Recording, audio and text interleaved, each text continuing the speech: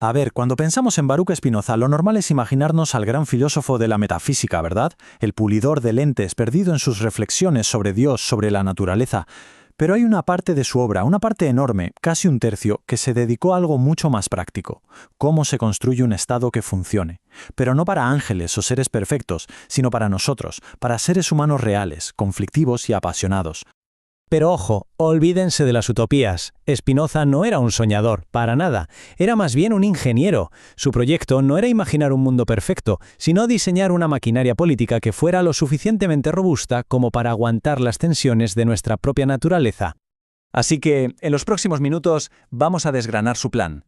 Veremos su diagnóstico, su receta y los planos tan detallados que nos dejó. Empezaremos con Spinoza como un radical político. Luego nos meteremos en su visión de la naturaleza humana. Veremos el Estado como una cura, sus diseños para la paz y, por último, qué significaba para él la verdadera libertad. Vale, vamos al lío. Para entender los planos de Spinoza, primero tenemos que conocer al arquitecto. Y sobre todo, entender el mundo tan violento que lo empujó a coger, por así decirlo, el lápiz de diseño. Y es que esto no era un hobby para él, de verdad que no. La política era una pieza central de su pensamiento, una respuesta directa a los tiempos tan convulsos que le tocaron vivir. Su filosofía no era solo para pensarla, era para aplicarla. Aquí el contexto lo es todo, de verdad. Spinoza no estaba escribiendo desde una torre de marfil, ni mucho menos. Él escribía para defender a sus aliados políticos, los hermanos de Witt, que eran liberales. Y de repente ve cómo una turba enfurecida los lincha, los despedaza. Imagínense el shock. Para él, ese horror no fue una idea abstracta, fue la prueba brutal del problema que su filosofía política tenía que resolver. Entonces, ¿cuál era exactamente ese problema? Pues para Spinoza todo, absolutamente todo, arranca con un diagnóstico implacable de la condición humana. A ver, la idea es esta. Olvidémonos de que somos seres puramente lógicos. Spinoza nos dice que en realidad somos criaturas arrastradas por olas de lo que él llama afectos, o sea, pasiones. El amor, el odio, la ira, la envidia.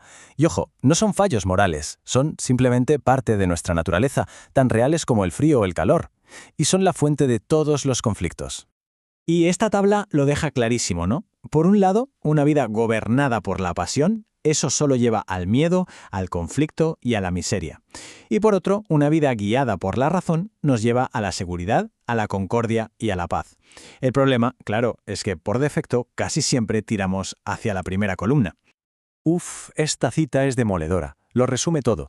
En nuestro estado natural, cuando nos mueven las pasiones, todos queremos ser el número uno y que los demás vivan como a nosotros nos parece bien. Y claro, como todos queremos lo mismo, pues nos estorbamos, chocamos y acabamos odiándonos. Vale, ya tenemos el diagnóstico, que es bastante oscuro. Pasemos ahora a la solución de Spinoza.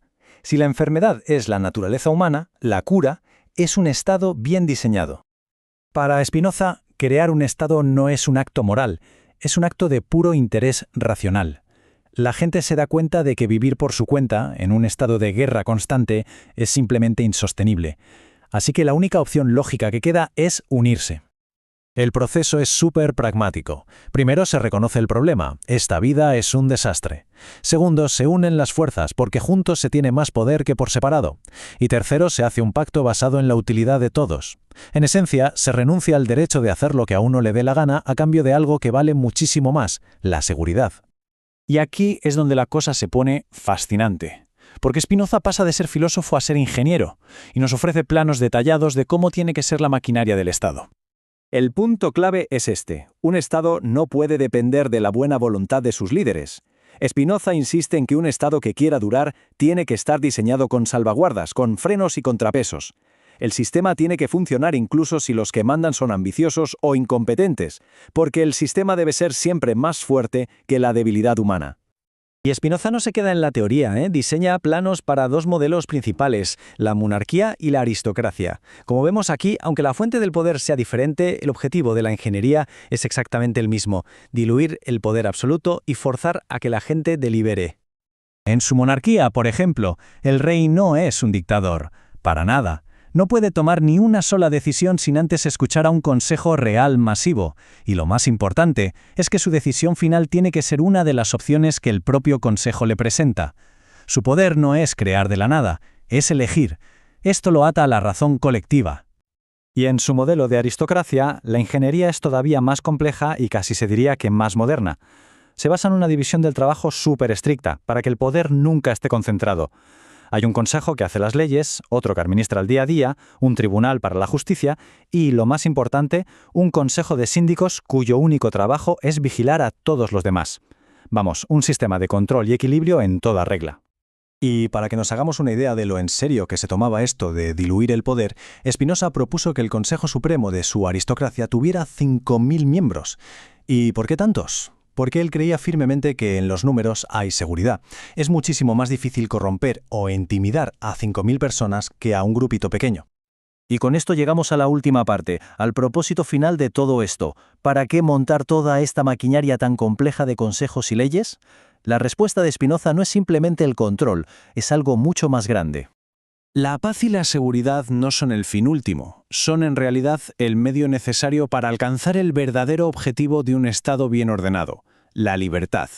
Pero claro, la idea de libertad de Spinoza es muy particular. Para él, la libertad no es hacer lo que dictan las pasiones. Eso, para Spinoza, es esclavitud. La verdadera libertad es tener el poder de actuar de acuerdo con la razón, y eso solo es posible cuando se está libre del miedo constante que define el estado de naturaleza. Es una libertad que solo puede existir dentro de la estructura de la ley, no fuera de ella. Y esta cita lo resume perfectamente. Toda la ingeniería política, los consejos, las leyes, las estructuras, todo tiene un objetivo profundamente humano. Crear un espacio seguro donde las personas puedan prosperar, liberadas del miedo y capaces, por fin, de vivir una vida guiada por la razón. Así que al final nos queda una pregunta flotando en el aire. Spinoza construyó todo su sistema sobre un diagnóstico de la naturaleza humana. Si acertó en que la pasión nos gobierna, ¿acertó también en la cura? Sus planos tienen más de 300 años, pero la pregunta sobre cómo construir un Estado para seres humanos imperfectos sigue siendo tan urgente hoy como lo fue entonces.